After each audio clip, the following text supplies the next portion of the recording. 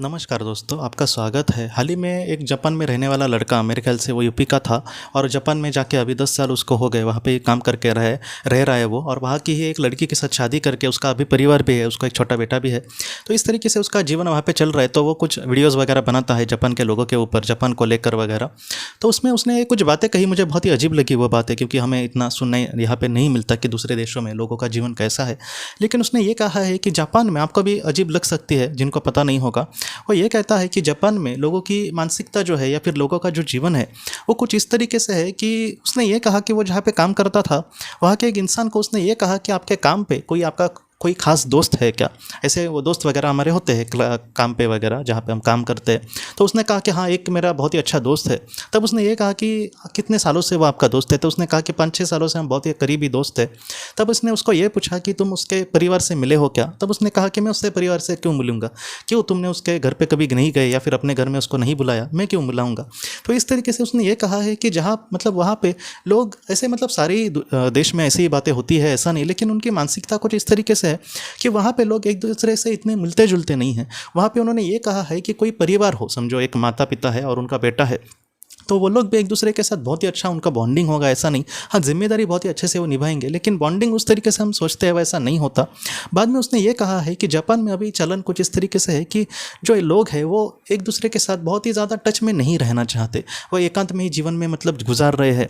वहाँ पे जैसे हम यहाँ पे दूध लेने के लिए बाहर जाएंगे या फिर मतलब कुछ ऐसा हमारा काम होता है कि जहाँ पर हम बाहर जाना ही पड़ता है, लेकिन वहाँ पे एक बार रिटायर इंसान हो गया तो कभी कभी, दोस्तों आपको सच नहीं लगेगी बात, लेकिन कभी कभी 1 से 2 साल वो पूरे तरीके से घर में ही रहता है। सारी चीज़ें मतलब वो ऑनलाइन बिल वगैरह वो ऑनलाइन भरेंगे, मिल्क वगैरह उसके घर में मतलब वो आकर छोड़ जाएंगे, ऑनलाइन वगैरह वो खरीदते हैं।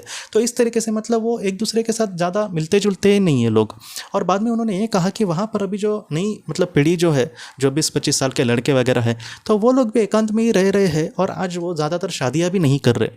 वो लोग सोचते हैं कि मैं कैसे पैसे कमाऊं और बाद में शांति से अपने घर पे ही मतलब ऐसे ही जीवन जीऊँ। मतलब उनके जीवन में मतलब वो अपने काम को ही बहुत ज़्यादा अहमियत देते हैं कि मैं अपना काम करूंगा, बाद में मैं रिटायर होकर घर पे ही रहूंगा। बाकी हम जिस तरीके से मतलब भारत में जो लोगों की सोच होती है कि मैं शादी करके अपना घर बसाऊँ वगैरह, वैसे उनकी चीज़ें मतलब मन में ही नहीं आती। इसलिए इन सारी चीज़ों को देख कर जापान की जो सरकार है उन्होंने कुछ ऐसे मतलब कुछ ऐसे वो ऑर्गेनाइज़ करती है, जहाँ पे कोई पार्टी ऑर्गेनाइज़ की किसी संडे को कि आप एक दूसरे से मिलो। कोई लड़का लड़की अगर उस मतलब उम्र के हो शादी के, तो उनको एक दूसरे के साथ अगर वो पसंद करते तो आप शादी करके एक दूसरे के साथ रहो। तो इस तरीके से मतलब चीज़ें हो रही है कि जहाँ पे उनको लग रहा है कि परिवार आगे बढ़े वगैरह इस तरीके से। लेकिन आज वो देश इस तरीके से चल रहा है। हमेशा ही ये दिन ऐसे नहीं रहने वाले, बाद में कुछ मतलब चीज़ें बदल भी सकती है, लेकिन फिलहाल वहाँ पे वो कह रहा था। तो इस तरीके से चीज़ें होती है। तब ये मैंने जब बातें सोची दोस्तों, तब मुझे ये लगा कि ऐसे जो लोग हैं उनकी आत्माएं ऐसी बातें क्यों मतलब चयन करेगी।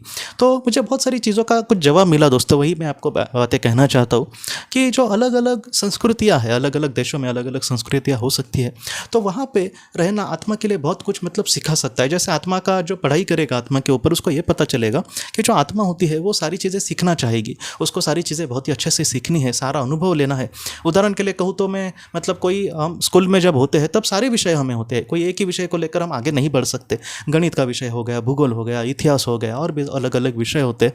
तो मतलब इस तरीके से दोस्तों आत्मा को भी अलग अलग चीज़ों से गुजरना पड़ता है। तो मैं वही सोच रहा था कि अगर किसी इंसान को एकांत सीखना है, उसके जीवन में उसका अपना कोई भी नहीं होगा, लेकिन उसको एकांत में जीवन में आगे बढ़ना है, अपने आप को ढूंढना है, अपने आप को कहीं ना कहीं दिखने की कोशिश करनी है, और उसको एकांत चाहिए, शांति चाहिए, तो वो हो सकता है कि कहीं ना कहीं वो जापान जैसे देश में मतलब जाए। एक इंसान को कहीं ना कहीं कट्टरता सीखनी है, या फिर वो मतलब कुछ लोग होते हैं ना कि सब उसको एक ही माहौल की चीज़ें सिखाई जाएंगी, लेकिन मैं फिर भी मतलब इंसानियत को महत्व दूंगा। इस तरीके से अगर उसके आत्मा को चयन करना है, तो जो कट्टर वगैरह जो देश है, जैसे पाकिस्तान जैसे देश, जहाँ पे बचपन से उनके मन में कुछ अलग अलग ही भरा जाएगा, लेकिन इन सारी चीज़ों से क्या वो आत्मा बाहर आ सकती है, क्या वो अच्छे विचारों को ले सकती है, क्या ये भी उसके आत्मा की कहीं ना परीक्षा हो सकती है। कुछ ऐसे जीवन जहाँ पर अफ्रीका में वगैरह बहुत ज़्यादा गरीबी हो, तो उसमें वो किस तरीके से मतलब परिस्थिति का सामना करती है, क्या वो इन सारी चीज़ों में मतलब बह जाएगी या फिर कुछ अच्छा करने की कोशिश कर सकती है। हो सकता है कि उसके लिए वो जीवन महत्वपूर्ण हो। किसी आत्मा का भारत में जीवन महत्वपूर्ण हो कि जहाँ पे उसको मतलब कुछ अच्छा करने की कोशिश करनी हो, उसको आध्यात्मिक ज्ञान भी मिल सकता है, वो और भी चीज़ों में कुछ कर सकता है। आध्यात्मिक ज्ञान बस भारत की नहीं, और भी मतलब कुछ ऐसे भी देश है दोस्तों। ऑस्ट्रेलिया में एक मेरे पहचान के सर रहते थे, गुप्ता ऐसे, तो उनका नाम था। वो पहले बहुत कांटेक्ट करते थे, हाल ही में हुआ नहीं मेरा उनसे बात, लेकिन उन्होंने मुझे एक बात कही थी कि वहाँ पे लोग आध्यात्मिक नहीं है, मतलब बहुत ज़्यादा भगवान को मानने वाले वगैरह ऐसे नहीं है, लेकिन दिल से अच्छे लोग हैं, ऐसे उन्होंने मुझे कहा था। तो हो सकता है कि वहाँ पर किसी आत्मा का जन्म हो।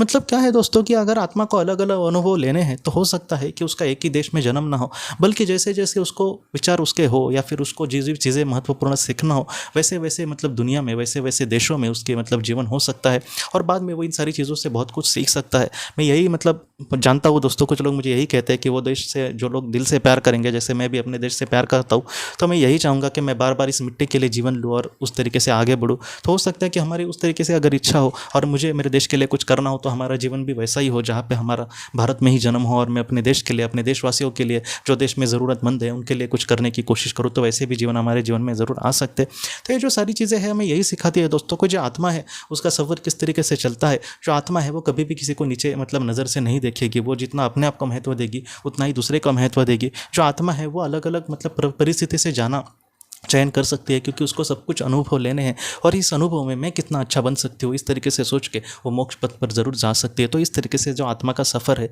वो पृथ्वी पर चलता है दोस्तों। तो दोस्तों हम अपने अगले वीडियो में मिलते हैं। आप अपना अपने परिवार का ख्याल रखना। आपका बहुत बहुत धन्यवाद। अगर आपने किसी अपने को खोया है और अगर आप किसी जेन्युइन भरोसेमंद थेरेपिस्ट की तलाश कर रहे जो आपके अपनों के संदेश आपको दे सके, तो आप इस नंबर पर व्हाट्सएप मैसेज कर सकते हैं। हम जितना हो सके आपको किसी अच्छे थेरेपिस्ट के बारे में बताने की कोशिश करेंगे जो आपको बहुत ही अच्छे से संदेश दे और आप अपने जीवन में आगे बढ़ पाए। आपका बहुत बहुत धन्यवाद।